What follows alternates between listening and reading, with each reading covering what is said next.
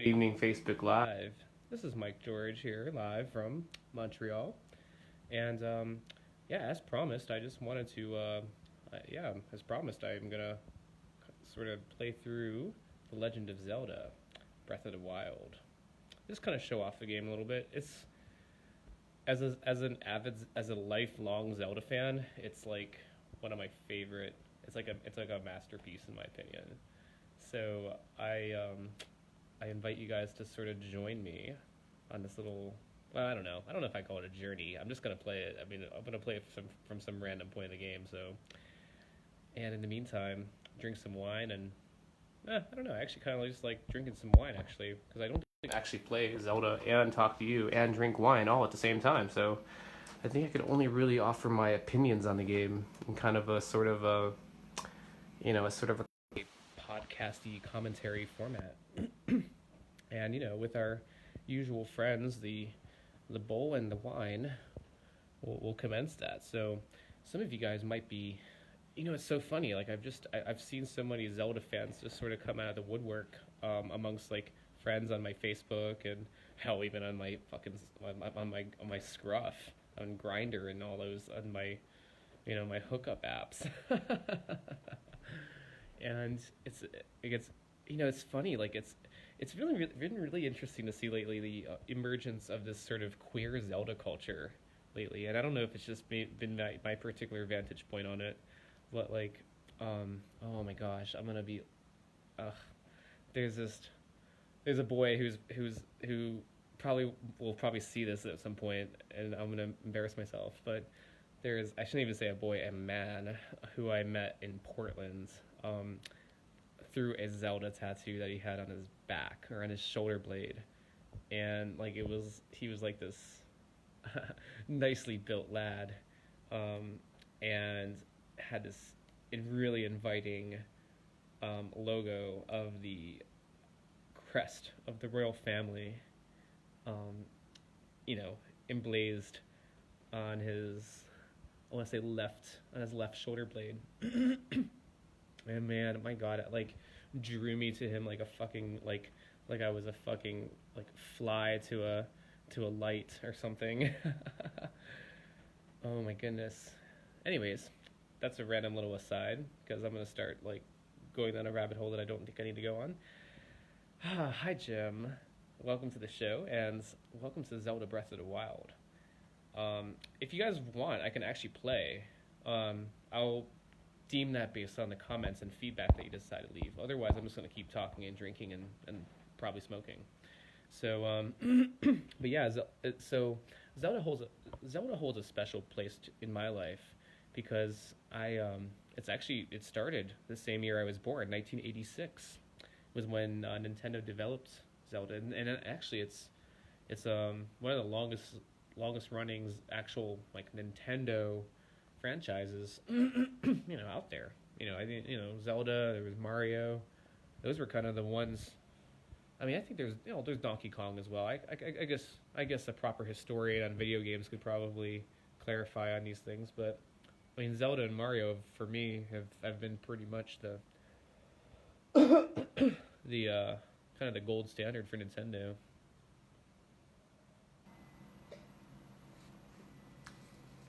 Yeah, just this game has just been.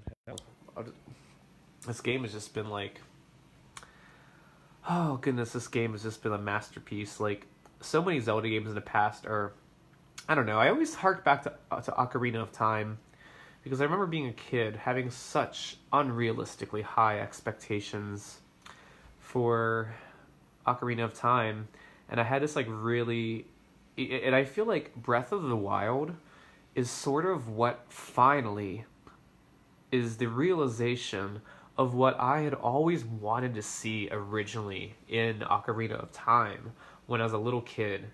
Because like I loved Ocarina of Time, and I don't want to like discredit or minimize Ocarina of Time, because it was like for its day, for the year 1998, which come to think of it was 21 years ago, for its day, like it really was like a marvel. But I just remember again, I was I think I was fuck, I was in sixth grade, 1998. Yeah, yeah. No, Zelda Ocarina of Time came out later than 1998. It came out. Oh gosh, I'm old. I can't even remember. That's now that I think about it, that's a fuck. That was 20 years ago. So, anyways, I hope you guys, if any of you guys are watching, have any historical tidbits to offer on, or even just some anecdotes on your own personal experiences with Zelda, feel free to leave some comments, or hell, even you can even be bold and try actually joining this Facebook Live via video, and we can do like this whole kind of like interview style thing, which would be really fun. I don't even know how. Like, I'm such an old man, and like Facebook's always changing its interfaces, so I can never keep up with how how Facebook Live even works anymore. Yeah, invite friends to watch. Okay, those are invite friends to watch. Oh well, I don't know. Oh, Mark Conti. Hi, Mark. Mark joins us from Columbus, and I assume by virtue of being on Facebook on your phone that you are safe from the national emergency. Oh, I already talked about the national emergency in the States in my last segment. I promised to talk about only Zelda in this segment, so enough about the U.S. And onto Zelda, onto Hyrule. This beautiful masterpiece of a game. But yeah, I mean, Ocarina of Time, like, in a sense was I mean, I still really love the game, but it in a sense was a little bit of a disappointment for me, because I really wanted like the world to be much bigger than it was. Like, I had this kind of grandiose expectation of Hyrule being this really open world, really widely explorable area. When you really think about it, and probably folks who've played the game, and at least several times at least, will probably comment that I would say like the world isn't quite as open, I guess, as unconstrained as I guess folks would have had us believe. Like, I guess in my opinion, like on the initial write ups of the game and such. I don't know. I mean, again, it was the first 3D Zelda game, really. Like, so you have to give it credit for what it did. And I just again had unrealistically high expectations for it. Just like I have unrealistically high expectations for so many things in life. And I try to remind myself that, there's a formula, and I've actually thought in my head to correct this formula, because I think it's fundamentally flawed now that I think more about it. But I'm gonna say it anyways. Is that happiness equals expectations minus happiness equals reality minus expectations. And I guess in my head, like the objective of that formula was to minimize expectations and to therefore maximize happiness given the fixed state of reality, And so I find that that model was really flawed, and maybe it was naive for me to kind of suggest it. So I'm just going to kind of go back and like refine it a little bit, because you have to think that they're kind of interrelated. So I hate to say it. It's going to involve some sort of calculus function, because there's going to be a rate of change that then involves the other variable, and it's going to be a fucking mess. And I know, like, I'm going to try my best to really simplify it, because I am an engineer, but I'm also kind of just a stoner, and so I just have to simplify things in order for it to really function. And I think really as an engineer we ought to do that, and I don't think we should really create unnecessary complication for ourselves just to make math look pretty. But that's just my opinion. So, Jim Mark, be safe, get some sleep. It's only 11:12, my darling. The night is still young. It's a Friday, but I understand. All right. Well, I love you, dear. Have a good night. And now it's just you and me, viewer. There is one viewer on here, but I can't quite. I think it's okay. I think I know. I guess okay. I think it's Mark. Hi, Mark. I don't know, unless it was Jim. I don't. This Facebook system of knowing who's watching is a little bit flawed, I think, or a little bit delayed at best. But nonetheless, hello. And yeah, I was just kind of commenting on Zelda, on the Legend of Zelda, and how impactful it's been in my youth. Well, it's just my entire life, because really it's been around, like, it, as I said earlier in this show, it was it's been around. Oh, Jim, you're getting so away from the Zelda topics I'm trying to talk about, but thank you, dear. Have a good night, my darling. Oh, let's see. I need to just do a quick little vape here.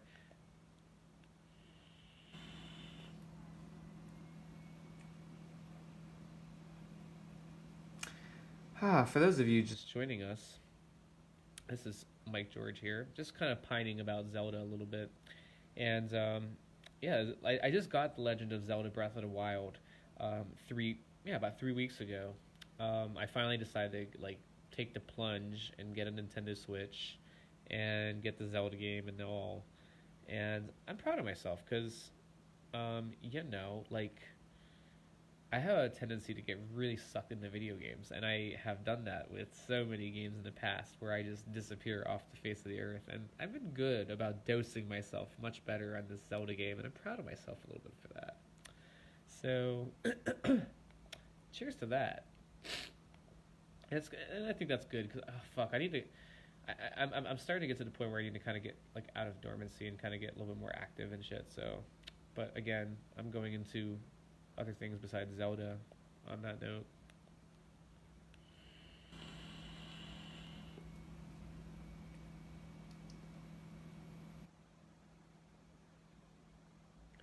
But yeah, the fascinating thing about the Zelda game is that how non-linear it is.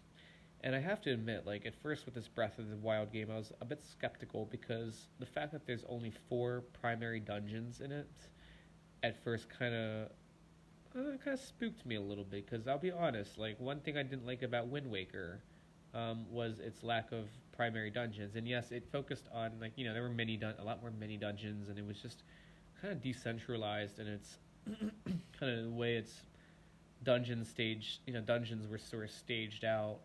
But I'm gonna say that like Wind Waker did have. Okay, let me think here because I guess if you count like the Tower of the Gods and all that jazz, I guess you get yourself to 6 proper dungeons.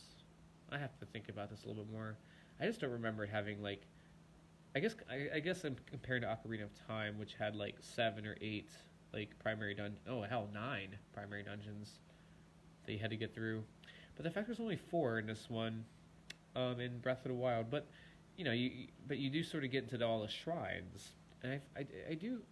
I have to say, like it is sort of a bold move of the franchise, and I don't think this is the first game in which it's done that, in which it's decentralized the staging of its dungeons in order to have fewer big dungeons and more of these little dungeons scattered throughout the territory, which does actually make sense for taking better advantage of a larger overall map of Hyrule. So I actually applaud that decision by the gurus that developed that game for that idea, because I have to admit I was at first skeptical of only having like the 4 divine beasts as your kind of primary dungeons in the game, but when you account for the shrines, and I don't know, I'm lukewarm on the shrines. I guess I would have preferred to have like I don't know. I guess I think of Ocarina of Time all the time, with the themed temples. You had the forest temple, the water temple, and it, even with the divine beasts, it would have been nice to see some more like thematic variation besides this like kind of Sheikah steampunk kind of aesthetic that they were kind of doing, which granted is cool, but just it would have been nice to see a little bit more diversity. I mean, and really, that's always one of the best things about a Zelda game is seeing like the diversity of the dungeons that are offered, and like how they're decorated and how the aesthetics are, and like sort of the elements of the puzzles you have to get through to traverse through the dungeon, and I mean, and granted, the divine beasts do offer those different those different like sort of distinct like puzzle elements that you have to get through in order to solve the dungeon, but that's about it. Like otherwise they look kind of all the same to me, and I understand like like the storyline does require them to be kind of they are all divine beasts after all. You have to make them all look like they were all kind of designed by Sheikah. So I understand there's like you do have to kind of balance that element out of it in order for it to make sense with the game plot. But I wish they could. I don't know. I feel like there's something they could have done with this to like really have dungeons that were more diverse in appearance, in structure, in like the fundamental puzzles involved. Like in Ocarina of Time, you had like the water temple. You had to raise and lower the water level. You had the let me think here. You had the fire temple, which you had to like manipulate fire to like open different doors and get through and stuff. And there were different like ways of using the respective elements of the dungeon to like advantage yourself and to really enable yourself to like get through the dungeon. And so it would have been nice to see a little bit more of that type of variation in Breath of the Wild, but that's my only really critique of it, I guess. I mean, like it was smart of them, because you do have to account for the element that the overworld is so vast. So you do, I mean, the diversity that you lose in the dungeon design is at least compensated by the fact that you have a lot more diverse like landscapes and the overworld that you have to traverse between the dungeons. And because the dungeons are sort of staged a little bit more, like they're scattered a bit more frequently throughout your quests and stuff, it kind of makes sense. You're almost like punctuating these little dungeons with those diversified landscapes that you have to get to in order to reach the dungeon, preliminarily. So yeah, I don't know. I've been pondering that, and I've reached conclusions that have supported the game so far very vastly. I mean, hell, this has been one of the greatest games ever made, I think. So kudos to that. Anyways, I think I've rambled enough for tonight. So I'm going to actually play my Zelda game, I think, a bit. And in the meantime, y'all enjoy your Friday nights. We made it through Valentine's Day. Congratulations. Those of you who are still single out there, feel free to private message me. Talk to you later. Bye.